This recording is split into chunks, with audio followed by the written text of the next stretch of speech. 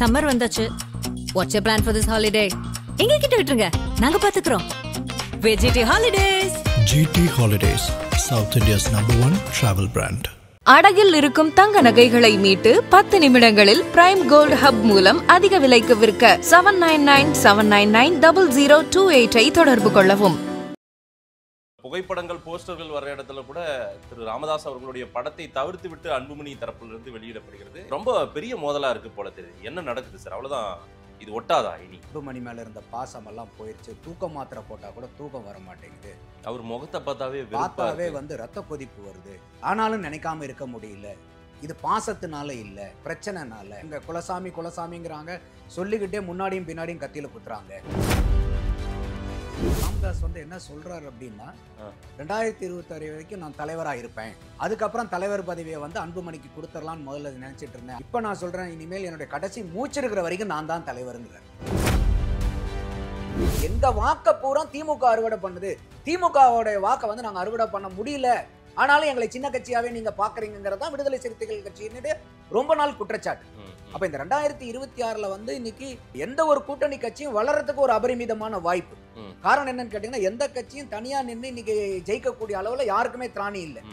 அப்படி இருக்கும்போது இந்த கூட்டணி கட்சிகள் எல்லாம் ஒரு வளர்றதுக்கு வாய்ப்பு இருக்கும் போது, இந்த சூழ்நிலையும் கூட்டணியில் இருக்கிறவங்க அதிகமா சீட்டு திமுக இருந்து கேட்டு வாங்கலன்னா அவங்களால ஜென்மத்துக்கு வாங்க முடியும்.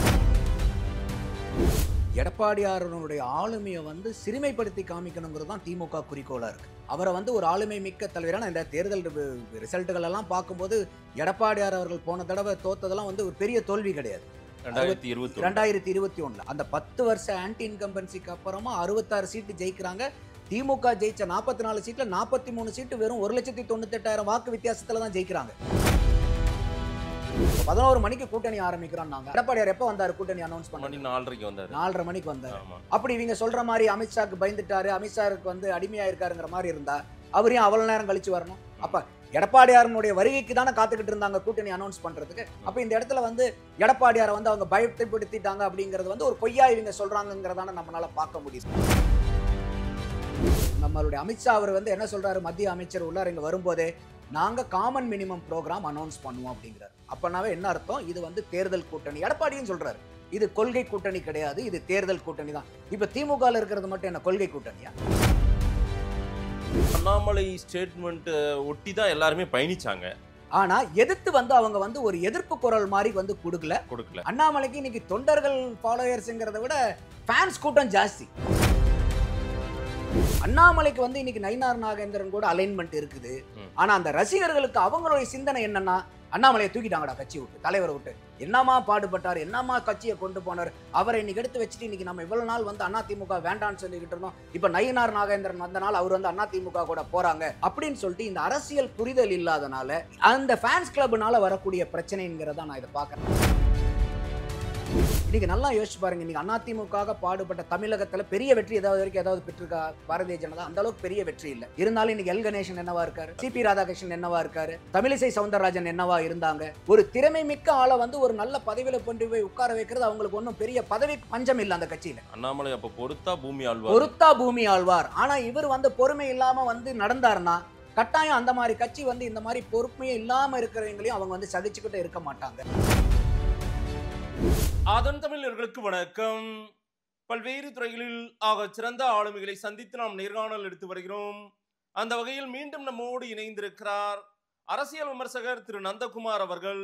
அவரிடம் கேட்பதற்கு நிறைய இருக்கின்ற வாரங்களோடுமே கேட்போம். வணக்கம் நந்தகுமார் சார். வணக்கம் ஆதேஷ், எப்படி இருக்கீங்க? அட்டகாசமா இருக்கேன், நீங்க எப்படி இருக்கீங்க? நலமா இருக்கும் சார். நடப்பு அரசியல் குறித்து நிறைய விஷயங்கள் பேச வேண்டியது இருக்கிறது. ரொம்ப முக்கியமா இப்போ மருத்துவர் ஐயா ராமதாஸ் அவர்கள், அன்புமணி ராமதாஸ் அவர்கள் மோதல் பெரிய உச்சத்துக்கே போயிடுச்சு போலதான் தெரியுது. ஒட்டாது போல தெரிகிறது சில சமிக்கைகள் பார்க்கும்போது. சில புகைப்படங்கள் போஸ்டர்கள் வர இடத்துல கூட திரு ராமதாஸ் அவர்களுடைய படத்தை தவிர்த்து விட்டு அன்புமணி தரப்பிலிருந்து வெளியிடப்படுகிறது. அதே போல அன்புமணியே அதை அஃபிஷியலாகவே சில இடங்கள்ல வெளிப்படுத்துறாரு. பல இடங்கள்ல திரு வடிவேல் ராவணனை விமர்சனம் செய்திருந்தார் ஐயா ராமதாஸ் அவர்கள். கிட்டத்தட்ட 35 வருஷம் வடிவேல் ராவணன் அந்த கட்சியின் பொதுச் செயலாளராக இருந்துட்டு வராரு. ஐயா தான் அவருடைய நிழல். ஆனால் அவரே ஐயாவுக்கு பதில் கொடுக்கும்போது ஐயா பேரை பயன்படுத்தாமே சொல்றாரு. ஐயாவுக்கு நான் இந்த பதிலை சொல்றேன்னு கூட சொல்லாம பொதுவாக சொல்றாரு, நான் ரோட்டுகளில் தாங்க டீ குடிக்கிறேன், நான் எங்கேயும் போலைங்க, நான் பெரிய 7 ஸ்டார் ஹோட்டல்லாம் போக வேண்டிய ஆள் இல்லைங்கன்னு ஐயாவுக்கு நான் சொல்றேன்னு கூட சொல்லலை. அப்ப ரொம்ப பெரிய மோதலா இருக்கு போல தெரியுது. என்ன நடக்குது சார்? அவ்வளவுதான், இது ஒட்டாதா இனி? இது ஒரு குடும்ப சண்டையை வந்து கட்சி சண்டையாக்கி ம். கட்சி சண்டையை தெருச்சண்டையாக்குன மாதிரி தான் இன்னைக்கு இருக்கு. இது வந்து ஒரு அப்பா பையனுக்கு உள்ளார இருக்கக்கூடிய பிரச்சனை.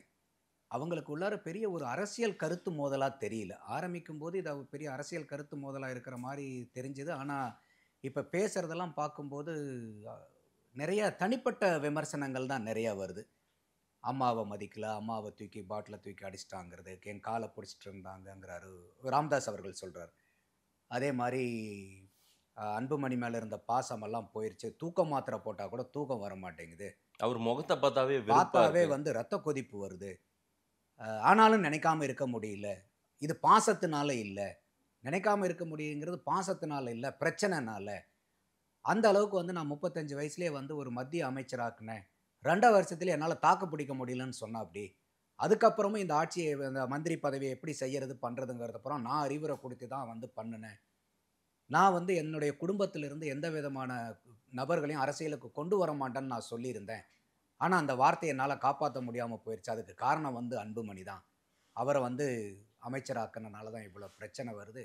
இந்த மாதிரி ஏகப்பட்ட இது நடுவில் கூட இப்போ சொல்லியிருந்தாரு, ஆட்டம் வந்து வெற்றி தோல்வி இல்லாமல் ட்ராவில் முடிஞ்சிருக்கு அப்படின்னாரு.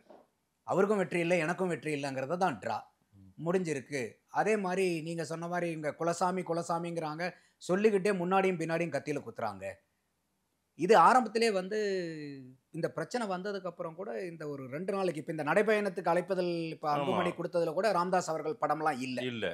ஆனால் அதுக்கு முன்னாடி வரைக்கும் வந்து பார்த்தீங்கன்னா எந்த இடத்துலையுமே வந்து அன்புமணியோ அன்புமணியில் கூட சப்போர்ட்டர்ஸ் யாருமே ராமதாஸ் அவர்களை விமர்சிக்கல, விட்டு கொடுக்கவும் இல்ல ஒரு இடத்துல கூட. ஆனா இப்ப இல்ல, இதுக்கு மேல இவரை தூக்கி சுமக்க முடியாதுன்ற ஒரு வார்த்தையை நான் ஏன் சொல்றேன்னா, இதுக்கு மேல இவருக்கு நம்ம உட்காந்துக்கிட்டு புகழ் பாட முடியாதுன்னு ஒரு முடிவு பண்ணிட்டாங்களா என்ன இவங்க?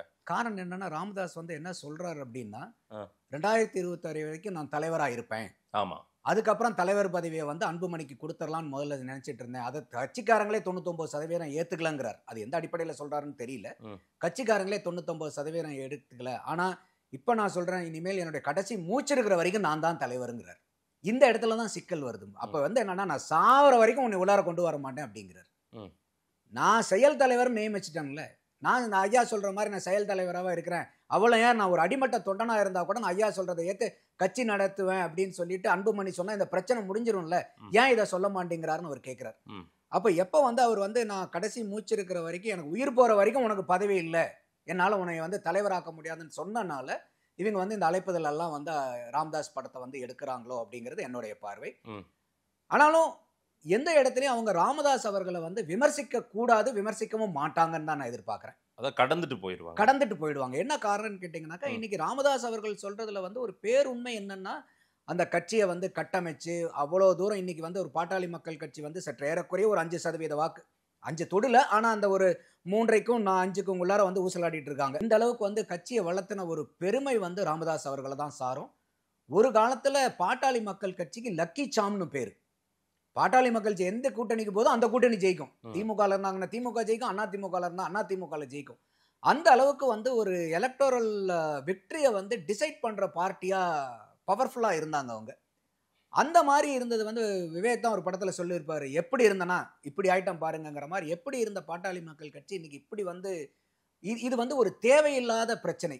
இல்ல, காம்ப்ரமைஸ்க்கு நிறைய விஷயங்கள் மூவ் ஆச்சு, நடுவில் நிறைய பேர் போனாங்க, அதுவும் வலதுசாரி சித்தாந்தம் உடையவர்கள்லாம் சிலர் போயிட்டு வந்தாங்க, அண்ணன் சைதை துரைசாமி போன்றவர்கள்லாம் போயிட்டு வந்தாங்க. அப்பவுமே முடியலையா இது?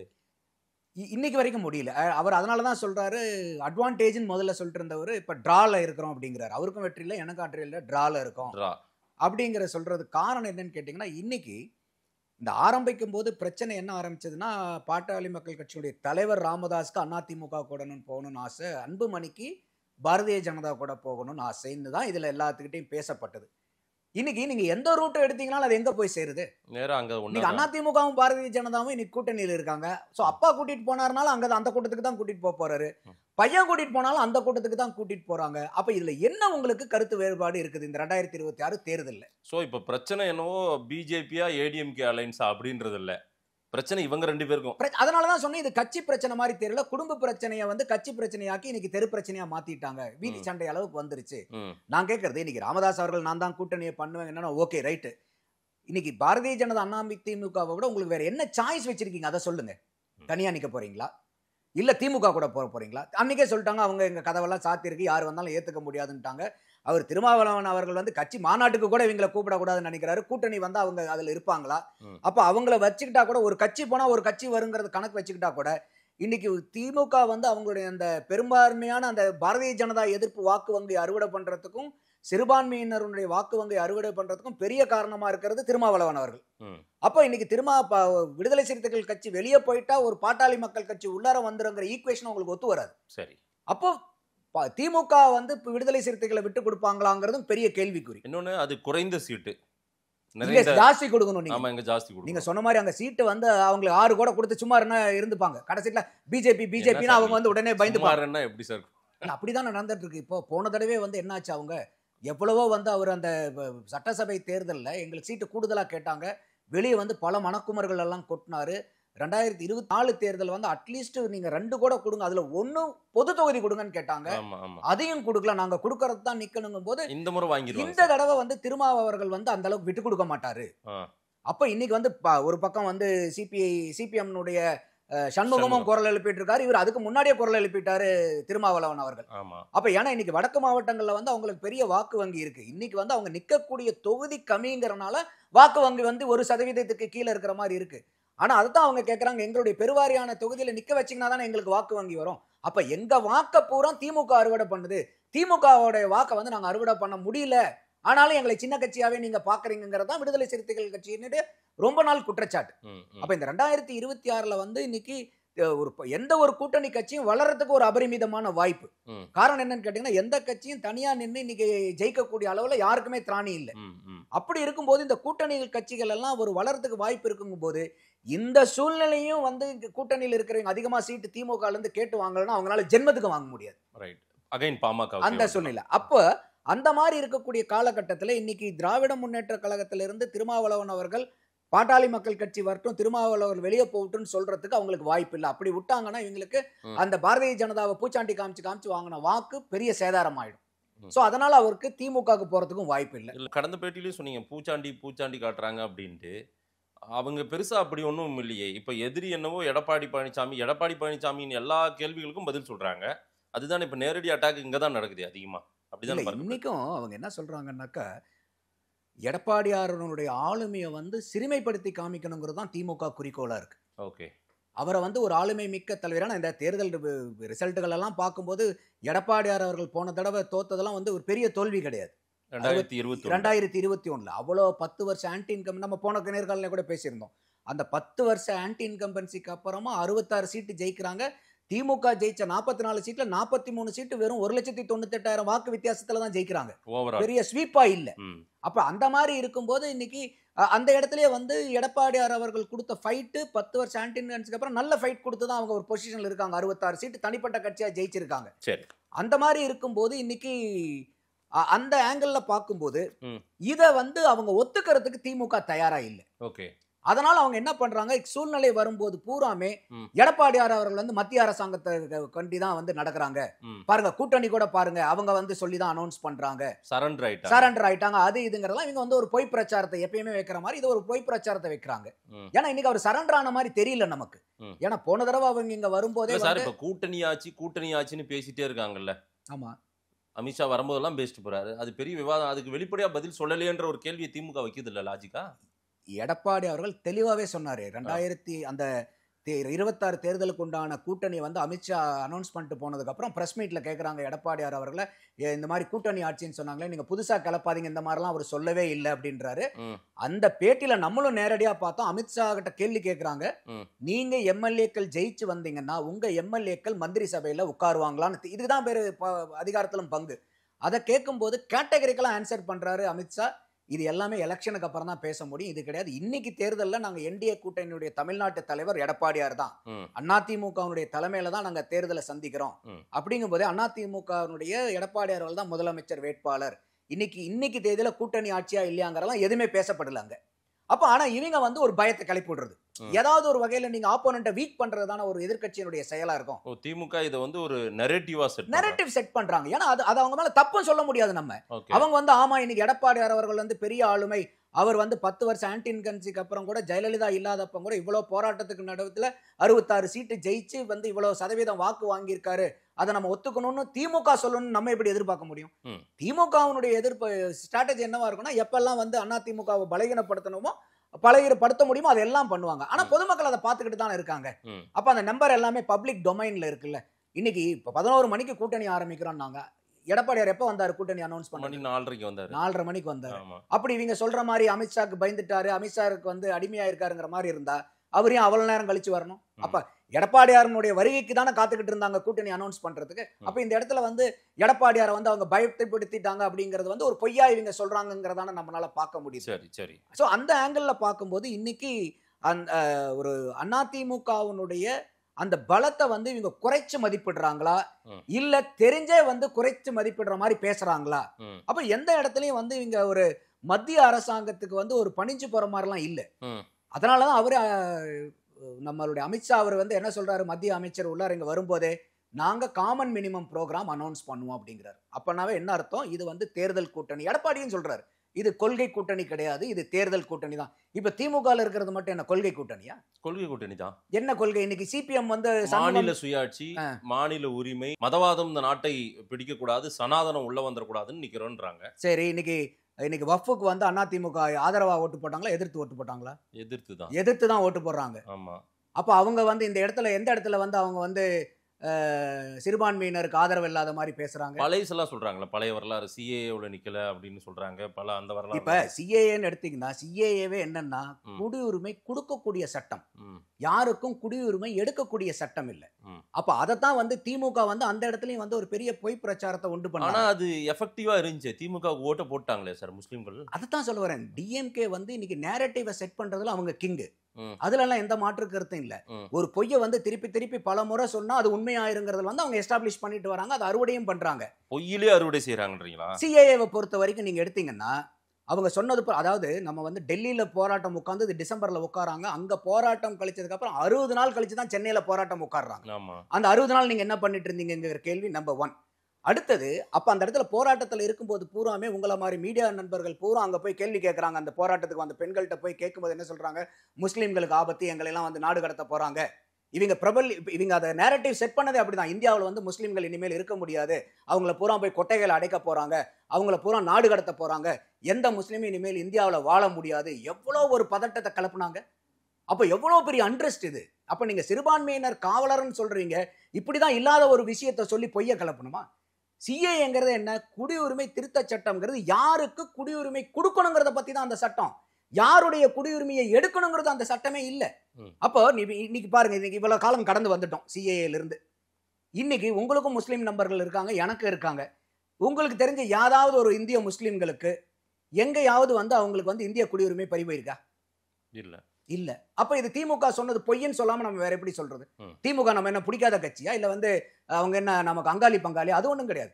நமக்கு வந்து நீங்க ஒரு சிறுபான்மையினர் மக்கள் மத்தியில நீங்க ஒரு பதட்டத்தை கிளப்பக்கூடாது.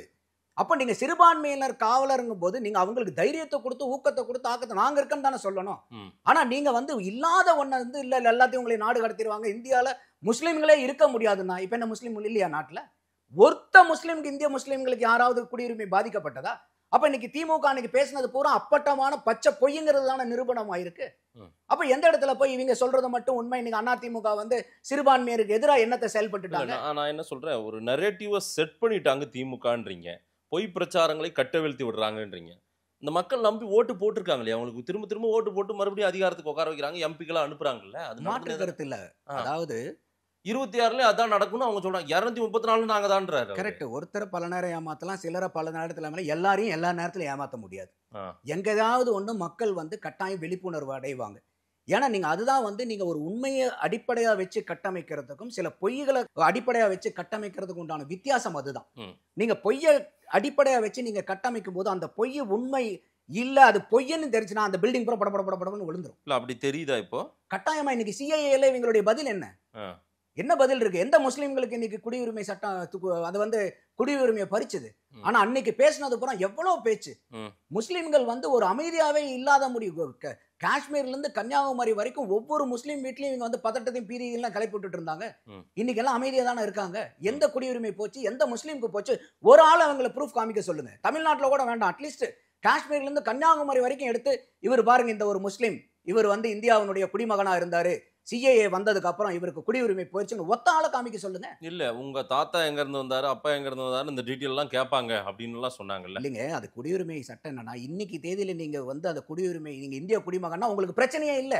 இந்த குடியுரிமை சட்டமே என்ன சொல்லுச்சு? பாகிஸ்தான், பங்களாதேஷ், ஆப்கானிஸ்தான் இந்த நாடுகள்ல அந்த நாட்டுல மத சிறுபான்மையினர், அதுல ஒரு 6 மதங்கள், ஏன் வந்து அதை முஸ்லீமை சேர்த்துல அவங்க? ஏன்னா அந்த 3 நாட்டிலையும் முஸ்லீம்கள் தான் ஸ்டேட் ரிலிஜன், அந்த நாட்டினுடைய ரிலிஜன், அந்த மதத்தின் அடிப்படையில் தான் ஆட்சியே நடக்குது. அப்ப இது வந்து அந்த மைனாரிட்டி ரிலிஜியனை பெர்க்யூட் பண்ணவங்க அந்த ஆட்கள் யாரு? அவங்களுக்கு தான் வந்து இந்த குடியுரிமை, இந்தியாவில் புகுந்தவங்களுக்கு ஒரு குறிப்பிட்ட காலத்துக்கு முன்னாடி வரைக்கும் இருந்தவங்களுக்கு குடியுரிமை கொடுக்கக்கூடிய சட்டம் இது. யாருக்கும் குடியுரிமையை எடுக்கக்கூடிய சட்டம் இல்லை இது. அதுதான் ஒரு அடிப்படையே. ஆனா இவங்க இங்க தமிழ்நாட்டுல பண்ணின பிரச்சாரமே என்ன? எல்லாத்துக்கும் குடியுரிமை போயிடும், முஸ்லீம்களே இருக்க முடியாது, உங்க அப்பா யாரு, உங்க தாத்தா யாரு, உங்க முப்பாட்டம் யாரு, இது எல்லாம் கேட்பாங்க, உங்க குடியுரிமை போயிடும். எங்க போச்சு? அதுதான் கேட்கிறேன். ஒத்த முஸ்லீம் நண்பர்களை காமிங்க நீங்க எனக்கு. சோ 26ல இதெல்லாம் எடுபடாது. இன்னைக்கு இப்ப அப்பட்டமா இன்னைக்கு எல்லாமே இப்ப நம்மள நாட்கள் எல்லாருமே வெளியே சொல்றோம் இல்லையா உண்மை என்னங்கறத. அப்ப மக்களுக்கு இந்த விழிப்புணர்வு ஏற்படும் இல்லையா? இந்த பேட்டி தொடங்குனது என்னவோ பாமகவுல பாருங்க, நம்ம பேட்டியிலுமே தீரல அந்த பிரச்சனை. அதத்தான் சொல்ல வரேன். அப்ப என்ன ஒண்ணுன்னா, இந்த நேரேட்டிவ் செட் பண்றது வந்து கிங்கு டிஎம்கே, அதுல எனக்கு மாற்று கருத்து இல்ல, அது அவங்களுடைய ஸ்ட்ரென்த். சரி. ஆனா பொதுமக்கள் வந்து நம்ம வந்து எப்பொருள் யார் யார் வாய் கேட்பினும் அப்பொருள் மெய்ப்பொருள் காண்பது அறிவன் திருவள்ளுவர் சொல்லியிருக்காரு. நம்மள வந்து நாங்க வந்து தமிழர்கள், தமிழர்களுடைய மரபு, தமிழர்களுடைய மாண்பு, மேன்மை எல்லாம் பேசுறோம். அப்போ எந்த கட்சி யார் சொன்னா, நம்மளே இன்னைக்கு ஒரு விஷயத்த சொல்றோம்னா இது உண்மையா பொய்யான்னு அந்தந்த ஆட்கள் வந்து அவங்க சீர்தூக்கி பார்க்கணும். ஒருத்தர் சொல்றாருங்கிறதுக்காக இவர் சொல்லிட்டாருப்பா இதான் உண்மைப்பா அப்படின்னு எடுத்துக்க கூடாது. சோ அப்ப அந்த சீர்தூக்கி பார்க்கக்கூடிய அளவுக்கு இன்னைக்கு வந்து மக்களுக்கு ஒரு அரசியல் விழிப்புணர்வு அதிகமா வந்துகிட்டு இருக்கு. அப்போ இந்த பொய்யை வந்து அடிப்படையா வச்சு கட்டமைக்கக்கூடிய, அது எந்த கட்சி பண்ணாலும் நிக்காது. அப்ப நீங்க உண்மையா ஆதாரமா அடிப்படையா வச்சு ஒரு கட்டடம் கட்டினீங்கன்னா அது நிக்கும். ஸோ அந்த ஆங்கிள் பார்க்கும்போது இந்த இடத்துல வந்து ஒரு எடப்பாடியார் வந்து வீக் ஆயிட்டாரு, அவரை வந்து பாரதிய ஜனதா தான் ஆட்டி வைக்குதுன்னு இவங்க சொல்றதெல்லாம் ஏற்புடையது இல்லை. ரைட். அகைன் நான் மறுபடியும் பாமகவுக்கே வந்துடுறேன். இது அவருடைய படத்தை போடாம தவிர்க்கிறாங்க. கிரவுண்ட்ல இப்போ வந்து பயணமெல்லாம் போறேன்றாரா, மக்களை சந்திக்கும். ஆமா, ஒரு 100 நாள் பயணம் போறாரு. மருத்துவர் ராமதாஸ் அவர்களை தவிர்த்து விட்டு பாமகவுக்கு திரு அன்புமணி எடுக்கக்கூடிய முன்னெடுக்கும் அரசியல் லாபம் கொடுக்குமா என்ன? அதாவது வந்து இப்போ கட்சின்னு பார்க்கும்போது கட்சியினுடைய பதவி அதிகாரம் எல்லாம் இன்னைக்கு அன்புமணி ராமதாஸ் கிட்ட தான் இருக்கு, ஒரு தலைவரா. அதே போல பெருங்கூட்டமும் அவர்கிட்ட தான் இருக்கு. பெருங்கூட்டம், நிர்வாகிகள் கூட்டம் இருக்கு. ஆமா. ஆனா ஒரு பொதுமக்கள்னு பார்க்கும்போது, அந்த சமூகத்தை சார்ந்த மக்கள்னு பார்க்கும்போது அவங்களுக்கு வந்து டாக்டர் ராமதாஸ் மேல ஒரு பெரிய அன்பும் அபிமானமும் உண்டு. அப்போ இது ரெண்டாவே நல்லா தெளிவா அன்புமணியும் புரிஞ்சுக்கிறாரு. அதனாலதான் எந்த இடத்துலயும் வந்து ராமதாஸ் அவர்கள் அவங்க விமர்சிக்கிறது இல்லை. அப்ப இன்னைக்கு வந்து அவர் போறக்கூடிய நடைபயணமே வந்து பாத்தீங்கன்னா தமிழக மக்கள் உரிமை மீட்பு நடைபயணம் தான் இதை அனௌன்ஸ் பண்றாங்க. ஜூலை 25 இருந்து நவம்பர் 1 வரைக்கும் 100 நாள் நடைபயணம். அதுல இங்க தமிழக இப்ப இருக்கக்கூடிய திமுக வந்து தமிழகத்து மக்களுடைய உரிமைகளை எப்படி எப்படிலாம் வந்து சிக்கி சீரழிச்சிருக்காங்க. அதே மாதிரி வந்து பெண்கள் பாதுகாப்பு எப்படி இருக்குது, பெண்கள் மேல நடக்கக்கூடிய வன்முறைகள் எப்படி இருக்கு, விவசாயிகள் எந்த அளவுக்கு பாதிக்கப்பட்டிருக்காங்க, இதையெல்லாம் முன்னிறுத்தி வந்து இந்த 100 நாள் பயணம் போறாங்க. இது வந்து ஒரு கட்சி சார்ந்து அவங்க போகல, அந்த கட்சியை திடப்படுத்துறதுக்காக போகல. இன்னைக்கு இருக்கக்கூடிய திமுக அரசாங்கம் எப்படி வந்து தமிழக மக்களுடைய உரிமையை வந்து அவங்க அழிச்சிட்டு இருக்காங்கிறத பத்தி ஒரு விழிப்புணர்வு ஏற்படுத்துறதுக்காக தான் இந்த நடைபயணம். பட் இந்த பிரச்சனை எதிரொலிக்கும்ல அவர் போகும்போது. இல்ல வராதுங்கிற, அதனாலதான் வந்து அவங்க எந்த இடத்துல கேள்வி கேட்பாங்க, போறதுல அப்புறம் பிரஸ் வருவாங்க, என்ன ஏதுன்னு கேட்பாங்க. இல்ல அவங்க சொந்த பந்தங்கள் அந்த சமூகத்தை சார்ந்தவங்களே பார்க்கும்போது கூட கேட்பாங்க, ஐயாவோட ஏன் நீங்க சண்டை பிடிச்சிட்டு இருக்கீங்க, எல்லாம் ஒண்ணு சேருங்க அப்படின்னு கூட சொல்றதுக்கான அது விவாதங்கள் அதுதானே மெயினா இருக்கும்னு நான் பாக்குறேன். கட்டாயம் வரும், எல்லாருமே கேட்பாங்க. போகும்போது என்னங்க நீங்க இப்படி பண்றீங்க, அப்பாவை நீங்க அட்ஜஸ்ட் பண்ணிக்க கூடாதா, அப்பா தான் அப்படி இருக்காருன்னா நீங்க அட்ஜஸ்ட் பண்ணிக்க கூடாதான்பாங்க. அதுக்கு சில ஸ்ட்ராட்டஜிஸ் டிஃபைன் பண்ணிடுவாங்க, என்ன கேட்டா எப்படி பதில் சொல்லணுங்கிறது பூரா அவங்களுக்கு தெரியும். ஆனா எந்த சூழ்நிலையிலையும் வந்து அன்புமணி ராமதாஸ் வந்து ராமதாஸ் அவர்களை விமர்சிக்க மாட்டாரு. விமர்சிச்சாருன்னா அவருக்கு பேக் ஃபயர் ஆயிடும். ஓகே, அதுல அவங்க கண்ணும் கருத்துமா இருப்பாருன்னு தான் நான் பாக்குறேன். ரைட். நயினார் நாகேந்திரன் எடப்பாடி தான் முதலமைச்சர்னு சொல்றாரு. அண்ணாமலை அதிமுக தலைமையிலான கூட்டணின்னு சொல்ல மாட்டேன்றாரு. நடக்க போறது பாஜக ஆட்சின்னு சொல்றாரு. அவர் ஒரு தனி ட்ராக்ல போயிட்டு இருக்காரு திரு அண்ணாமலை. இல்ல, அண்ணாமலை வந்து இன்னைக்கு அந்த கட்சிக்கு பாடுபட்ட நபரா பாரதிய ஜனதாக்கு கட்டாயம் பாடுபட்ட நபர். அவர்னால கட்சியை வந்து துரிதமா வளர்த்திருக்காங்களா? ஆமா, துரிதமா வளர்த்திருக்காரு. இன்னைக்கு பாரதிய ஜனதால எத்தனையோ தலைவர்கள் வேலை பார்த்திருந்தாலும் அண்ணாமலை அவர்கள் வந்து ஒரு குறிப்பிட்ட பீரியட்ல ரொம்ப அக்ரெசிவா வேலை பார்த்து எப்படி வந்து திராவிட கட்சிகளினுடைய தலைவர்கள் வந்து வீதி வீதியா ஊர் ஊரா தெரு தெருவா போய் கட்சியை வளர்த்தினாங்களோ அதை மாதிரி நடைபயணம் போயிட்டு அதெல்லாம் பண்ணி அந்த கட்சியை வளர்த்தின ஒரு பெருமை, அதனால ஒரு மக்கள்கிட்ட ஒரு செல்வாக்கு, நிர்வாகிகள்கிட்ட ஒரு செல்வாக்கு அண்ணாமலைக்கு இருக்கிறது வாஸ்தவம். அது அந்த உழைப்புக்கு தகுந்த ஒரு பலன் அவருக்கு கிடைச்சிருக்கு. அதுல நமக்கு மாற்று கருத்துல உழைப்புக்கு உண்டான பலன் யாரா இருந்தாலும் கிடைக்கணும், அந்த உழைப்புக்கு பலனை கொடுக்கணுங்கிறது என்னுடைய பார்வை. ஆனா இன்னைக்கு அண்ணாமலை அவர்கள் வந்து எக்ஸ் பிரசிடென்ட். அவரு ஒரு மாநிலத்தினுடைய தலைவராக இருக்கும்போது அவருடைய கட்டளைக்கு கீழ்பட்டு தான் ஒட்டுமொத்த கட்சியுமே வந்து நடந்திருக்கணும். ஆனா அப்பயும் வந்து சீனியர் வெர்சஸ் ஜூனியர் பிரச்சனை பாரதிய ஜனதால இருந்துச்சு. அண்ணாமலையை முழுசா வந்து மூத்த தலைவர்கள்லாம் ஏத்துக்கிட்டாங்கன்னாலாம் இல்ல, அன்னைக்கும் முக்கல்கள் முனகல்கள் வந்து இருந்துச்சு. ஆனாலும் அண்ணாமலை ஸ்டேட்மெண்ட் ஒட்டி தான் எல்லாருமே பயணிச்சாங்க. ஆனா எதிர்த்து வந்து அவங்க வந்து ஒரு எதிர்ப்பு குரல் மாதிரி வந்து கொடுக்கல யாருக்கும். இன்னைக்கு வந்து ஒரு அண்ணாமலை அவர்களுக்கு வந்து ஒரு ஃபேன் கிளப் இருக்க மாதிரி வந்து மற்ற தலைவர்கள் அங்க ஃபேன் கிளப் கிடையாது. ஆமா, அண்ணாமலைக்கு இன்னைக்கு தொண்டர்கள் ஃபாலோயர்ஸ்ங்கிறத விட ஃபேன்ஸ் கூட்டம் ஜாஸ்தி. அண்ணாமலை ஃபேன்ஸ் இருக்காங்க. என்ன சார் ஃபேன்ஸ்னா ரசிகர்கள் கூட்டம். ஏதாவது படங்கடம் நடிச்சிருக்கணும், ஒன்றும் அப்படி இல்லை. இன்னைக்கு அதுதான் வந்து அம்பேத்கர் சொல்லுவாரு, அரசியல்ல ஹீரோ ஒர்க்ஷிப் வந்து பாவம் அப்படின்பாரு. அரசியல்ல ஹீரோ ஒர்க்ஷிப் பண்ணக்கூடாது. எந்த கட்சியில இன்னைக்கு ஹீரோ ஒர்க்ஷிப் இல்லை. இப்ப எல்லாருமே கிரிட்டிசைஸ் பண்ணுவாங்க, விஜய் வந்து ஒரு நடிகன் வராரு, ரசிகர்கள் கூட்டம். நான் சொல்றேன், இன்னைக்கு திமுகல வந்து நீங்க ஸ்டாலின் அவர்கள் அங்க பேசுற கட்சிக்காரங்க எல்லாம் பேசுறத பாத்திருக்கீங்களா? ஒரு ரசிகன் வந்து ஒரு ஹீரோவை பார்த்தா எப்படி பேசும்? இப்ப இன்னைக்கு விஜய் ரசிகர்கள் விஜய் பேசுறதை விட திமுக காரங்க இவர் ஸ்டாலின் அவர்களையும் உதயநிதி ஸ்டாலினையும் அதை விட பேசுறது வந்து அதிக ரசிக மனப்பான்மையில இருந்து தான் பேசுறாங்க. என்ன அழகா பேசுறாருப்பா அப்படின்னு. அவர் பாத்தீங்களா எப்படி நிக்கிறாரு பாத்தீங்களா, மோடி கிட்ட எப்படி வச்சுட்டு உட்கார்ந்து இருந்தாரு பாத்தீங்களா, உட்கார்ந்த போச பாத்தீங்களா, நின்ன போச பாத்தீங்களா, பேண்ட் ஷர்ட் பாத்தீங்களா, அரசியல் தலைவருக்கு அவர் எப்படி நிக்கிறாரு, கையை எப்படி, இதெல்லாமா முக்கியம்? அப்ப இது வந்து ஒரு ரசிகர்கள் வந்து சினிமா நடிகனை பாராட்டுறதுக்கும் நீங்க உங்க தலைவரை பேசுறதுக்கு என்ன வித்தியாசம் இருக்கு? சரி. எந்த கட்சியில இன்னைக்கு ரசிகர்கள் அதே மாதிரி எல்லா கட்சியிலும் இருக்கு. இன்னைக்கு எடப்பாடி அவர்களோட தொண்டர்கள் அவரை கதாநாயகனா பாக்குறாங்க. இன்னைக்கு வந்து ஒரு பாரதிய ஜனதால மோடி அவங்க எல்லாம் கதாநாயகனா பாக்குறாங்க. இன்னைக்கு எல்லா கட்சியிலுமே இந்த ஹீரோ ஒர்க்ஷிப்ங்கிறது வந்துருச்சு. சோ அதே போல அண்ணாமலைக்குன்னு ஒரு ஃபேன்ஸ் கிளப் இருக்குது, அதுல மாற்று கருத்து இல்ல.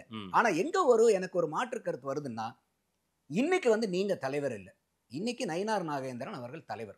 அதையும் நீங்க மனப்பூர்வமா ஏத்திருக்கீங்க.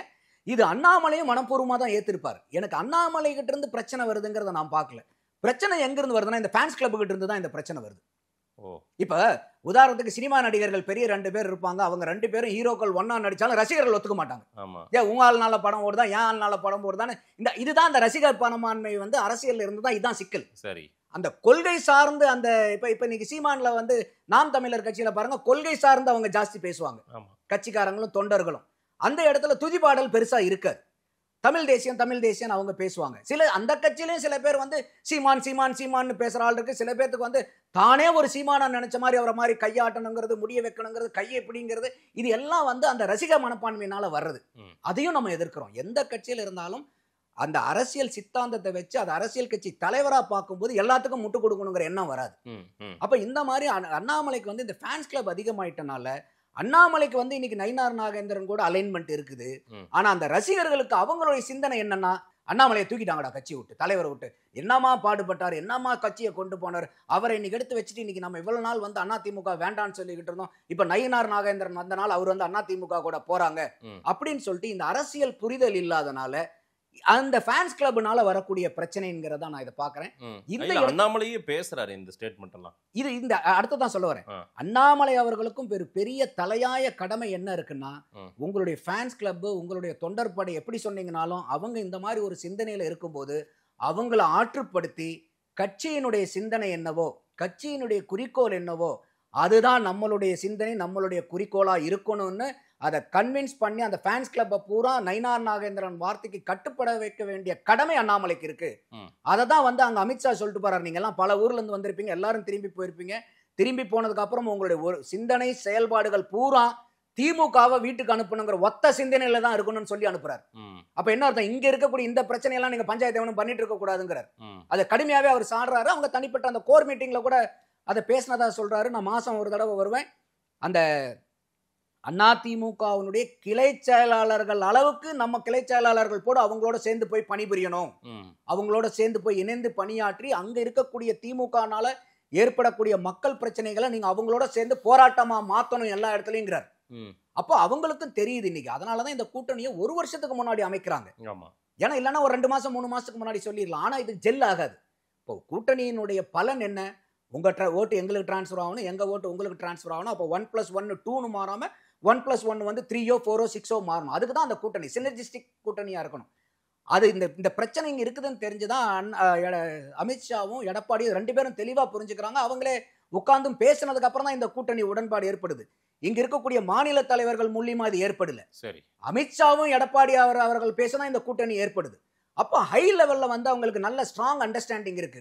அமித்ஷாவுக்கும் எடப்பாடிக்கும் ஒரு நல்ல அண்டர்ஸ்டாண்டிங், நல்ல ஃப்ரீக்வன்சி இருக்கு. இந்த நடுவுல கீழே இருக்கிற ஆளுங்க வந்து குறுக்சால் ஓட்டிடக்கூடாது. அதுக்கு தான் வந்து அந்த 1 வருஷத்துக்கு முன்னாடி அனௌன்ஸ் பண்ணி இந்த ரிலேஷன்ஷிப். ஏன்னா அதுக்கு முன்னாடி வரைக்கும் அதிமுக பாரதிய ஜனதா எதிர் நிலையில இருந்தாங்க. அப்போ உடனே வந்து கையோட தோல் மேல தோல் கை போட்டு ஒன்னா பணிபுரியறதுக்கு உடனடியா வாய்ப்பு இல்லைங்கிறது அவங்க 2 பேரும் புரிஞ்சனாலதான் 1 வருஷத்துக்கு முன்னாடி அந்த கூட்டணி அனௌன்ஸ் பண்ணி அந்த ரிலேஷன்ஷிப்பை பில்ட் பண்ணி எலெக்ஷன் டைம்ல ஒண்ணுமா ஆகி அந்த ஓட் டிரான்ஸ்ஃபர் நடக்கணும். அந்த மாதிரி நடக்கும்போது தான் வந்து திமுகவை நம்மளால வீட்டுக்கு அனுப்ப முடியுங்கிறத அவங்க தெளிவா புரிஞ்சு வச்சிருக்காங்க. அப்ப அண்ணாமலையினுடைய ஒரு பெரிய இன்னைக்கு இருக்கக்கூடிய அவருடைய கடமையா நான் பாக்குறது, எந்த இடத்துலயும் உங்க ஃபேன்ஸ் அந்த மாதிரி இருந்தா கூட ஒவ்வொரு இடத்துலயும் எங்கேயாவது ஒரு டிசன்ட் வந்துச்சுன்னா அதை நீங்க முன்னெடுத்து, இல்ல நம்ம வந்து இன்னைக்கு நயினார் நாகேந்திரன் தான் தலைவர், அவருடைய சொல்படி தான் நம்ம கேட்கணும், அவருடைய டைரக்ஷன் பிரகாரம் தான் நம்ம போகணும், அப்படி போனாதான் இன்னைக்கு வந்து வெற்றி வாய்ப்பு கிடைக்குங்கிறத அவர் நிர்ணயிக்கணும். அண்ணாமலை அவர்களும் வந்து இன்னைக்கு துரிதமா வேலை பார்த்திருக்காரு. வயசும் கம்மியான வயசு தான், 40 வயசு தான் ஆகுது. IPS படிச்சிருக்காரு. நல்ல ஒரு அட்மினிஸ்ட்ரேஷன் கேப்பபிலிட்டியும் அவர்கிட்ட நல்லா இருக்கு. எதா இருந்தாலும் ஒரு தைரியமா ஒரு அக்ரெசிவ் பொலிட்டீஷியன், ஒரு பெரிய டேட்டாவோட புள்ளி விவரத்தோட பேசக்கூடிய ஆளு. அந்த மாதிரி ஆளுக்கு வந்து இன்னைக்கு பாரதிய ஜனதா மாதிரி கட்சியில அவருக்கு பொறுமை தேவை, பொறுமை இருக்கணும். பொறுமை கடலினும் பெரிது. அந்த மாதிரி பொறுமையா இருந்தாருன்னா இன்னைக்கு நல்லா யோசிச்சு பாருங்க. இன்னைக்கு அதிமுக பாடுபட்ட தமிழகத்துல பெரிய வெற்றி ஏதாவது பெற்றிருக்கா பாரதிய ஜனதா? அந்த அளவுக்கு பெரிய வெற்றி இல்ல. இருந்தாலும் இன்னைக்கு எல் கணேசன் என்னவா இருக்காரு, CP ராதாகிருஷ்ணன் என்னவா இருக்காரு, தமிழிசை சவுந்தரராஜன் என்னவா இருந்தாங்க. ஸோ இந்த மாதிரி அந்த கட்சியில் இருக்கிறவங்களுக்கு கூட இன்னைக்கு எல் முருகன் தோத்தார், இருந்தாலும் அவருக்கு மினிஸ்டர் ஆஃப் ஸ்டேட் கொடுக்குறாங்க.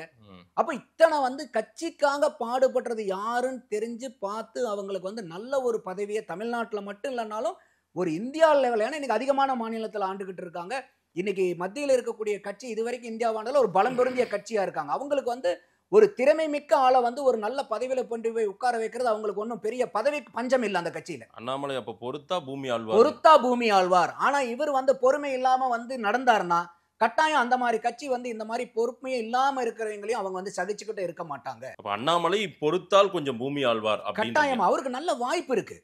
ஏன்னா அவருக்கு அதான் சொல்றேன், யங் பிளட் அவருக்கு, நல்ல ஒரு அக்ரெசிவ் பர்சன், நல்ல படிச்சவர், ஓரளவுக்கு ஆர்கனைசேஷனை பத்தி நல்லா தெரிஞ்சவர், மேனேஜ்மெண்ட்ல நல்ல எக்ஸ்பீரியன்ஸ் இருக்கக்கூடிய ஆளு. ஸோ அந்த மாதிரி இருக்கக்கூடிய நபர் கொஞ்சம் பொறுமை காத்தாருன்னா அவருக்கு இன்னைக்கு பெரிய பதவி காத்துக்கிட்டு இருக்கு பாரதிய ஜனதாவில். அதைத்தான் அமித்ஷாவே போன தடவை சொல்றாரு, இல்ல இவருக்கு உண்டான பதவி கட்டாயம் அவரை தேடி வரும்னு. ஏன்னா அந்த கட்சி வெறும் 2 MPல இருந்த கட்சி இன்னைக்கு வந்து அவங்க வந்து 3வது முறையா தொடர்ந்து ஆட்சி அமைக்கிற அளவுக்கு, இந்தியாவை ஆள்ற அளவுக்கு இன்னைக்கு பலம் பொருந்தி வந்தாங்கன்னா அவங்க எவ்வளவு பொறுமையா வந்து ஒவ்வொரு காயா நகர்த்தி இருக்கணும், ஒவ்வொரு செங்கல் இந்த இடத்துல ஒவ்வொரு ஜல்லியா எடுத்து வச்சு அந்த கட்சியை கட்டியிருக்காங்க. அப்ப அத்தனை பேர் வந்து கட்சிக்காக பாடுபட்டவங்க இருப்பாங்க. இவங்க வந்த உடனே இன்னைக்கு அண்ணாமலைக்கு வந்து சாதாரண பதவியா கிடைச்சது. வந்த உடனே துணைத் தலைவரா வந்தாரு, உடனே தலைவர் ஆயிட்டு யாருக்கும் இவ்வளவு பெரிய பதவி கொடுத்தது இல்லை. ஏன்னா அண்ணாமலையினுடைய அந்த திறமை புரிஞ்சனாலதான் அதை கொடுக்குறாங்க.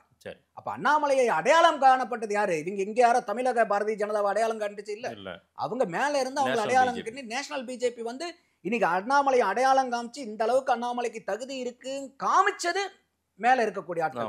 அப்ப அவங்களுக்கு தெரியும் இல்லையா உங்களுக்கு எந்த நேரத்தில். ஏன்னா 2024 தேர்தல் விளையாட்டு வேற, 2026 தேர்தல் விளையாட்டு வேற. அப்ப 24க்கு அண்ணாமலையினுடைய லீடர்ஷிப் தான் அங்க ஹெல்ப்ஃபுல். ஏன்னா எந்த ஒரு மனிதனுக்குமே வந்து பாத்தீங்கன்னா மதேஷ் 100க்கு 100 பெரிய ஸ்ட்ரென்த் இருக்காது, வீக்னஸ் இருக்காது. ஒரு ஸ்வாட் அனாலிசிஸ் சொல்லுவோம் நம்ம, ஸ்ட்ரென்த், வீக்னஸ், ஆப்பர்ச்சுனிட்டி, த்ரெட்.